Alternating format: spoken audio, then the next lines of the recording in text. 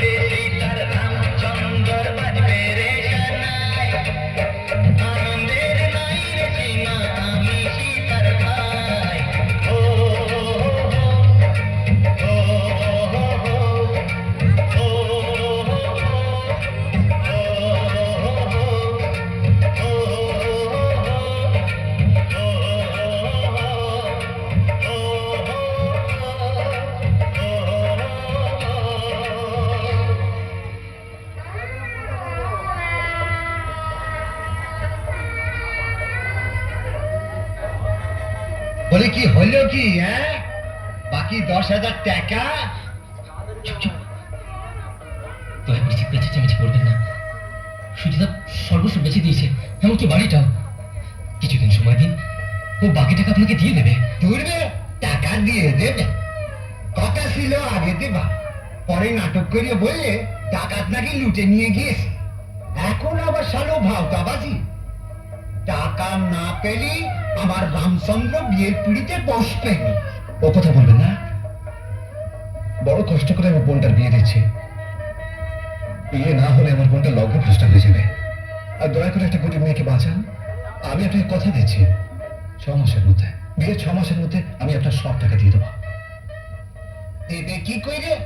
বলি দেবে কি কইরে? এই তো একটু আগে শুনলু যে কাল থেকে তুমি নিরাশ্রয়, মানে ভিকি। তা একটা ভিকিরি 6 মাসের মধ্যে এত টাকা জোগাড় করতে পারে বলে তো আমি কোষ্টেল কালেও শুনিনি। রাম, আয় ওঠ, ওঠ, ওঠ, অনেক হয়েছে। ভিখিরির বড় লোকের সম্বন্ধী হবার সাজ জেগেছিল। এ যেন সেই দ্বারকাকের ময়ূর হবার বাসনা। আমি আপনার পায়ে পড়ছি, আমার মনে এত বড় সর্বনাশ আপনি করবেন না। পাসার পাসার পাসার এসব নাটক আমি অনেক দেখেছি। এই নিয়ে আমার তিনটে কেস। বিশ্বাস করুন, এটা নাটক নয়। দয়া করুন আপনি, লগ্ন ভ্রষ্টা হলে যে আমার বোনের আর বিয়ে হবে না। আরে বিয়ে দেওয়ার দরকারটা কি? হ্যাঁ, বিয়ে দেওয়ার দরকারটা কি? বোনরে টেনে নিয়ে গিয়ে নাইনে দাঁড় করিয়ে দিবি। হ্যাঁ, তোর শীতে বোন তোর জন্য অনেক টাকা কাইমে নিয়ে আসবে। আমার বোনকে নিয়ে আমি লাইনে বুঝছিস কি তুই? চোখে শুনলে ওকে বলো, শুনলে হাই শালা, কত বড় ঢ্যামনা আমার গায়ে হাত দিয়েছে, কত বড় ঢ্যামনা। আমি জানতুম এটা দিছে ছোট লোক ইঁদুরের ঘর। হ্যাঁ, এটা ইঁদুরের আসল শেয়ার। একটা বড় বাজার বেঁচে গিয়েছে। আর একটু হলেই আমার রামচন্দ্রের হাতে ওই রাবণের উৎকৃষ্ট সেতারে তুলে দেখছিলাম। চলে আয়, আয় চলে আয়। তুই কথা যা যা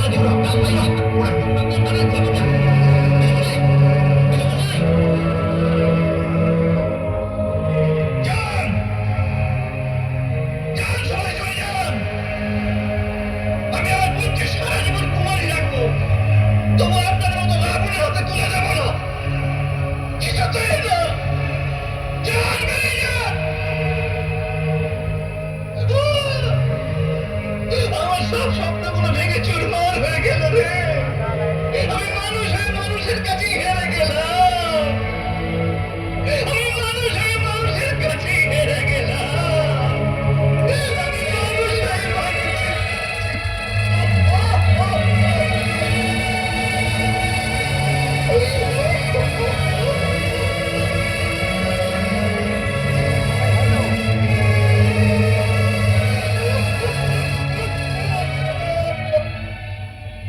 আমার বিয়ের জন্য তুই সবকিছু বিক্রি করে দিয়েছিস দাদা। আমাদের বাড়ি, ঘর, উঠোন, তুলসীতলা কিচ্ছু নেই। না রে, কেন কেন করতে গেলি দাদা? আমাদের মাথা গোজার জায়গাও রইল না। গরিব মেয়েদের বিয়ের স্বপ্ন দেখতে নেই, জানিস না? শুধু তোকে সুখে দেখবো বলে আমি সবকিছু বেঁচে দিলাম। দাদা, তুই নিজেরটা কখনো ভাবলি না? কেবল আমি ভাবিনি, আমি ভেবেছি তো রে, কালকে আমি আর তুই সত্যি বাড়ি চলে যাবো। আমাকে তুই কতদিন সময় দে, আমি সব সামলে নেবো। তারপর তোকে না বড় বাড়িতে ধুমধাম করে বিয়ে দেবো। সবাইকে তাক লাগিয়ে দেবো রে, তাক লাগিয়ে দেবো। দাদা, তুই কিচ্ছু চিন্তা করিস না রে, সব ঠিক হয়ে যাবে, সব। আজ রাতটা তুই একটু নিজেকে সামলে নে, দেখবি কাল নতুন সূর্য উঠবে, সব অন্ধকার কেটে যাবে। আমাদের কিছুই হারায়নি রে দাদা, কিছু হারায়নি। দাদা, আমি তোকে বড় ভালোবাসি রে, ভীষণ ভালোবাসি।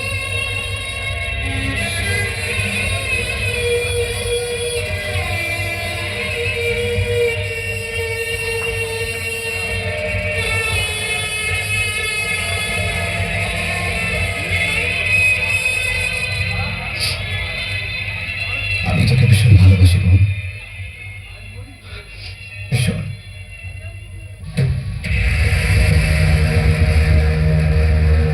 দাদা, আমি তোকে